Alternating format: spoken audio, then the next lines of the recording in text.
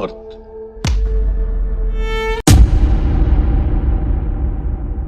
إلغاء ترخيص فيلم الملحد ومنع عرضه من جميع دور العرض. القرار تم صدوره بناء على دعوى قضائية قدمها المستشار مرتضى منصور، طالب فيها بمنع عرض فيلم الملحد وإلغاء ترخيصه في مصر وخارجها ومن جميع المنصات.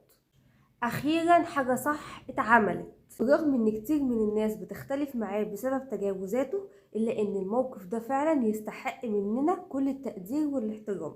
الفيلم ده اللي كاتبه إبراهيم عيسى، مؤسس مركز تكوين صاحب الأفكار الملحدة، اللي في قناعته الشخصية إن مفيش حاجة اسمها سنة ومفيش إسراء ومعراج، وبيشكك في رواية النبي صلى الله عليه وسلم، وكمان بيشكك في القرآن الكريم لأن الواقعة دي ذكرت في القرآن الكريم.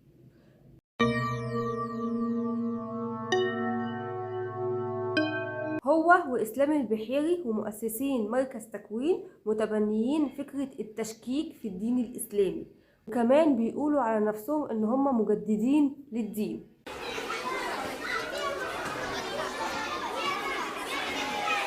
الفيلم بيصور أي شخص ملتحي إن هو متشدد وقاسي، وأي حد هيخالفه هيستباح دمه. انت بتعرف يعني الدين؟ انا درس دين احسن منك.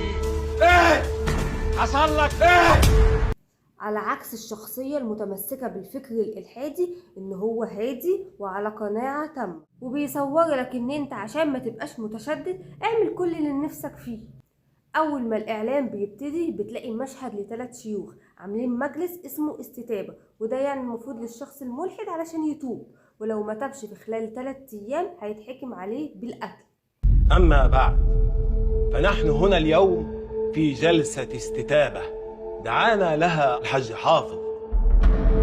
وبيظهر بعد كده في الإعلان أحمد مالك اللي هو بطل الفيلم، وهو من أسرة متدينة جدا، والحاده ده مش نتيجة فكر ولا حاجة، لأ دي نتيجة شخصية والده المتشددة، وإن هو بس بيعنده مش أكتر. والده هو محمود حميدة وطالع بدور شيخ متشدد. صوروا الشيخ ده إن هو شكله مرعب وصوته عالي، وده طبعا نابع من أفكار إبراهيم عيسى اللي بيشوف أي شيخ إن هو لازم يكون متشدد وصوته عالي ويخوف الناس من الدين. كمان من شخصيات الفيلم شيرين رضا اللي بتساعد البطل على فكرة الإلحاد، وبتقوله الفكرة دي لازم تفضل جواك وما تطلعهاش بره، ما تقولهاش لحد. وكمان هي شخصية بتدعو للانفتاح جدا. الملحد يسكت خالص ويخلي فكرته في جوفه.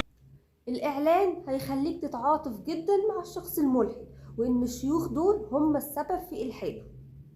الناس دي عايزين يدمروا كل فكرة حلوة عن ديننا وعقيدتنا، مش عايزين أي دين، عايزين كل واحد يمشي بمزاجه ويعمل اللي هو عايزه بدون أي ربط وبدون أي عقيدة.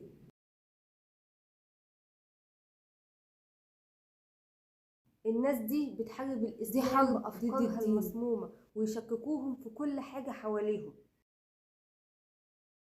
يريدون ليطفئوا نور الله بأفواههم